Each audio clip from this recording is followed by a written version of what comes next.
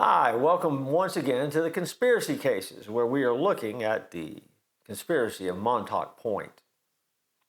It is an interesting, weird, fascinating story to this point. If you haven't been following along, then go back and listen to the previous episodes as we've covered this particular topic.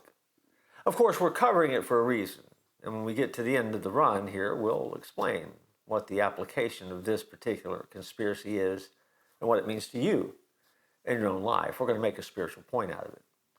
But you think about everything we've talked about to this point, and the beginning of a new world order and mind control, where this conspiracy leaps from the level of merely bizarre into the realm of mind-bogglingly weird, is in August of 1983.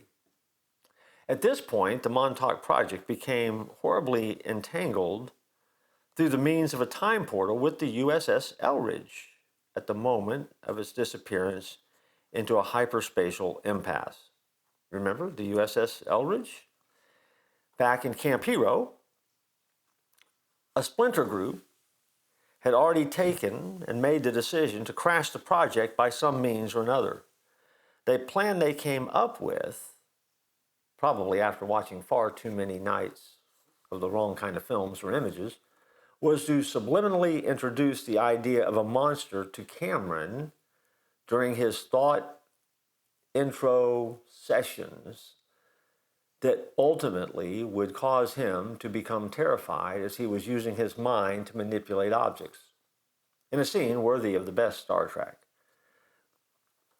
A Bigfoot-like creature ran amok on the base while other technicians tried to terminate the Rainbow Project, which is what the project was called that caused the USS Eldridge to disappear.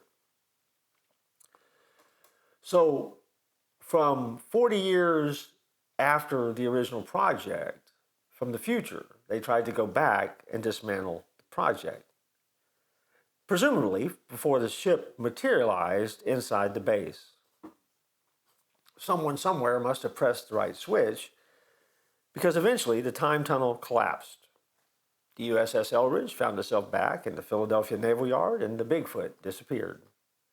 The whole Montauk Project was ultimately abandoned, its subjects brainwashed or sworn to oaths of silence, and their life returned to normalcy, and the base was closed.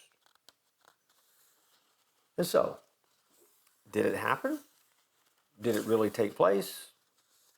Did the Montauk Point Project ever really exist? Because we've got aliens and ships appearing and disappearing and showing back up like it never really disappeared at all. Mind control, thought control, adding monsters into visions, all of it designed by electromagnetic waves to control the human thoughts, minds, and moving people through time. I'm telling you, it's a crazy conspiracy case. And yet, people believe it. And some believe that it really happened. In our next episode of Conspiracy Cases, we'll take one more look into the case and then back away from it and figure out what it means to us. I look forward to joining you next time.